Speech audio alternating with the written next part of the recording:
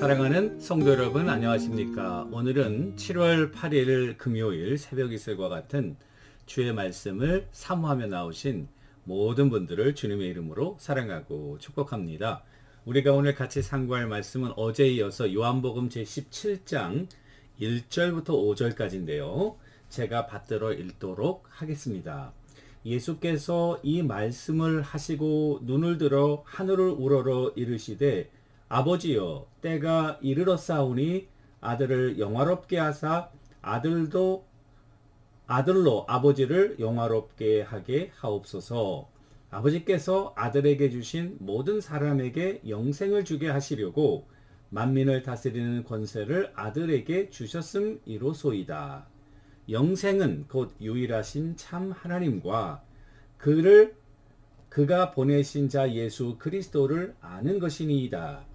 예수께서 내게 하라고 주신 일을 내가 이루어 아버지를 이 세상에서 영화롭게 하였사오니 아버지여, 창세전에 내가 아버지와 함께 가졌던 영화로서 지금도 아버지와 함께 나를 영화롭게 하옵소서. 아멘. 이것은 우리에게 주시는 하나님의 말씀입니다.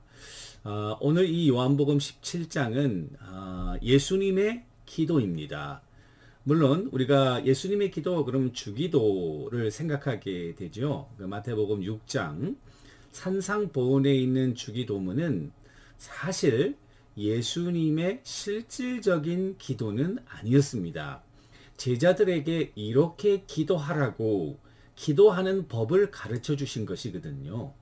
그런데 오늘 이 17장은 예수님이 직접 하고 계시는 기도이에요. 그런 면에서 이 요한복음 17장은 진정한 의미의 주님의 기도다라고 말씀할 수 있고요. 특별히 이 기도문을 대제사장적인 중보 기도인 것을 알 수 있습니다. 그래서 intercessory prayer as the high priest, 대제사장으로서의 중보 기도다. 혹은 대제사장적 기도다. High priestly prayer라는 이 말로 이렇게 부를 수 있겠습니다. 이 17장이 그래서 전체 여러분 보시면 26절까지 있는데요. 구조를 먼저 말씀드리자면 오늘 읽은 1절부터 5절까지는 대제사장적 기도에서 주님이 자신을 위한 기도이에요. 그리고 이제 6절부터 19절까지는 제자들을 위한 기도이고요. 이 부분이 대부분을 차지하고 있고요. 마지막 20절부터 26절은 역시 제자들을 위한 기도인데 미래의 주님께로 부름을 받을 제자들, 바로 여러분들과 저와 같은 그들을 위한 기도인 것을 알 수 있습니다.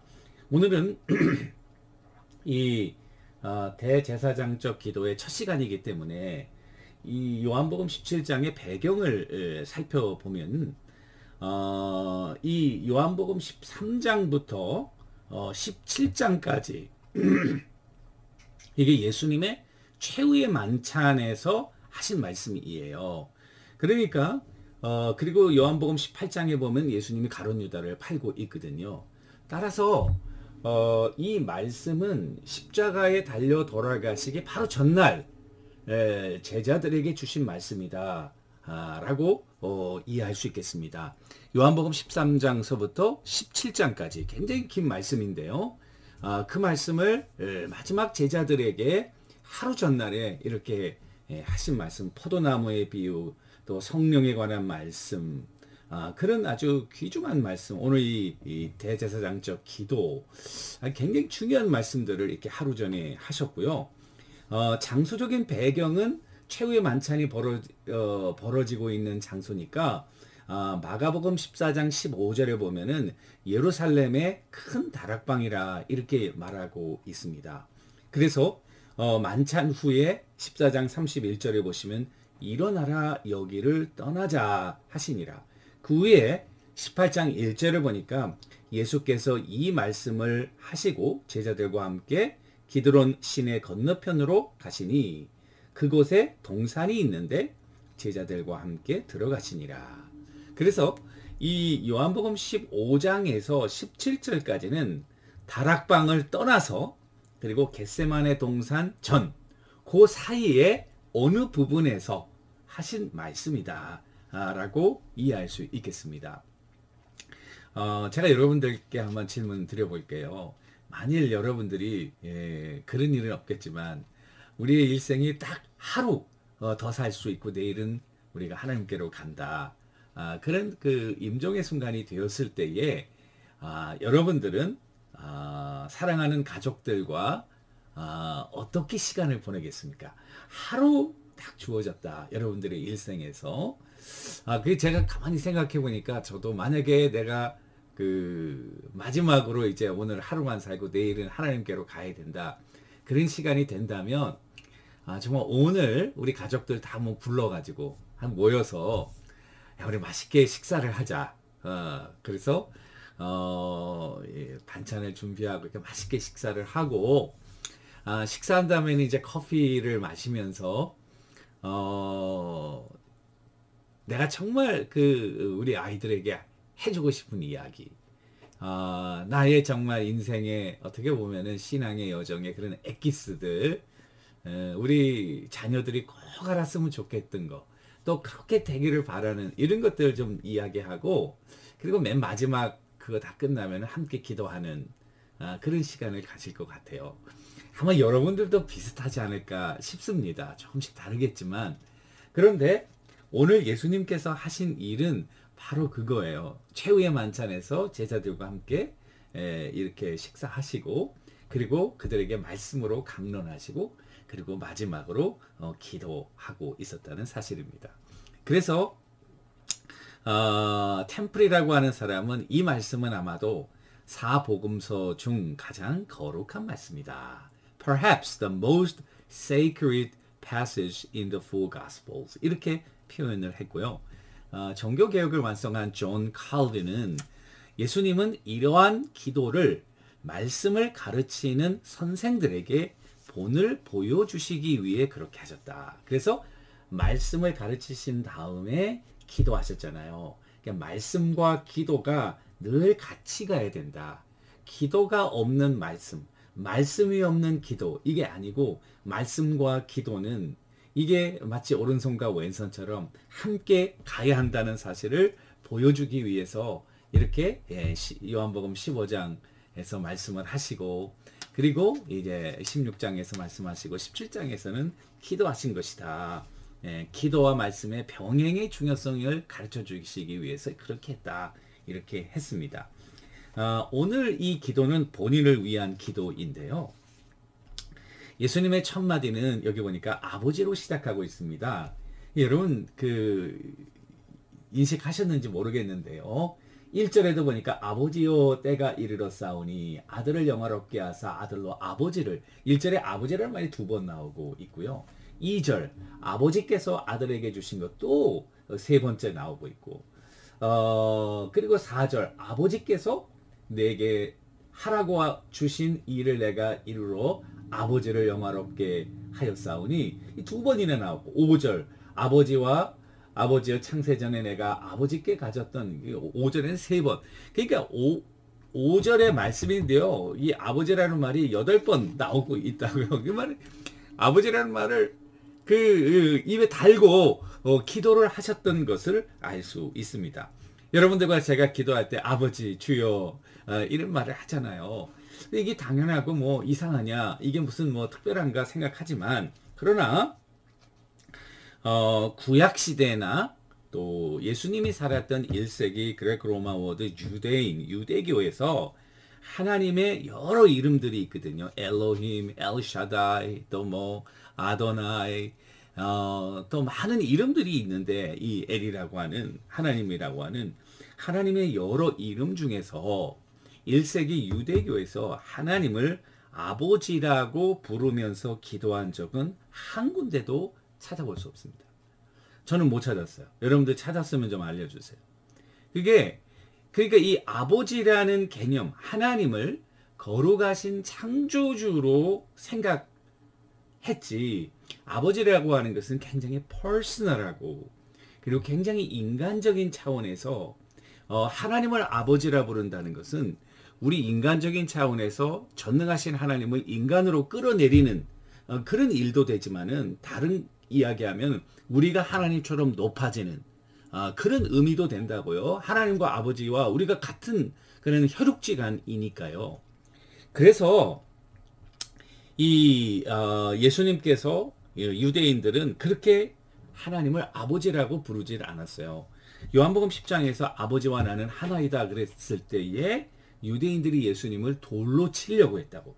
돌로 치어서 죽이려고 하는 이유는 네가 어떻게 하나님을 아버지라고 그러냐? 그럼 네가 하나님의 아들이냐? 하나님과 네가 동격이냐? 네가 하나님과 본질이 같으냐? 이거는 신성모독이다. 그래서 예수님을 돌로 치러 죽이려 했다는 사실입니다.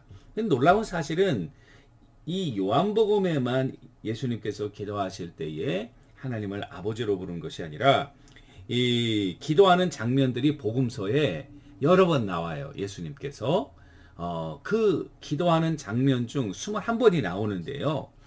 예수님이 기도하시는 21번의 장면 중에 20번은 이 단어로 시작하고 있어요. 그 예수님께서는 하나님을 아버지라고 고백하고 있는 거예요.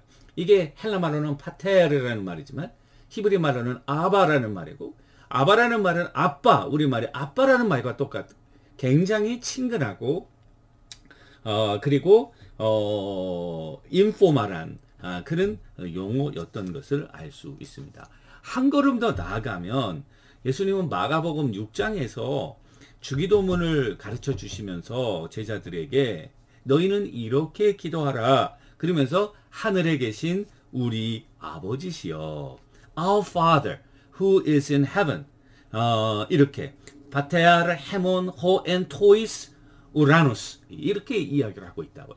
자, 이 말은 하나님의 아들로서 당신이 하나님을 아버지로 부를 뿐 아니라 이제 그리스도로 말미암아 하나님의 자녀가 된 우리도 하나님을 부를 때에 감히 아버지라고 부를 수 있는 그런 그 일을 위해서 당신이 이 땅에 오셨다는 사실을 우리들에게 간접적으로 보여주시는 것이죠. 그러면서 오늘 말씀해 보니까 때가 이르렀사오니 1절 아버지여 때가 이르렀사오니, 이 요한복음은 제가 때라는 말로 말씀 많이 드렸잖아요. 이 때라는 말은 뭘까요?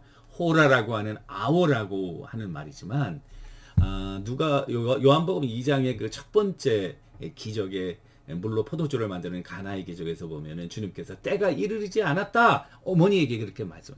그 때가 오늘은 봤습니까? 때가 이르렀다 이렇게 얘기를 하는 거예요. 때가 이르렀다는 건 어떤 때가 지금 십자가에 달려 돌아시 하루 전날이시잖아요. 그때는 바로 하나님의 아들로 이 땅에 오셔서 십자가를 지시는 바로 그 대속의 순간이구나 라는 사실을 우리들에게 보여주고 있는 것이죠. 자, 그래서 이 순간인 그 때라고 하는 것은 바로 주님께서 십자가에 달려 돌아가시는 그 순간인 것을 알 수 있습니다. 제가 한 가지만 더 말씀드리고 오늘 말씀 마무리 짓게요.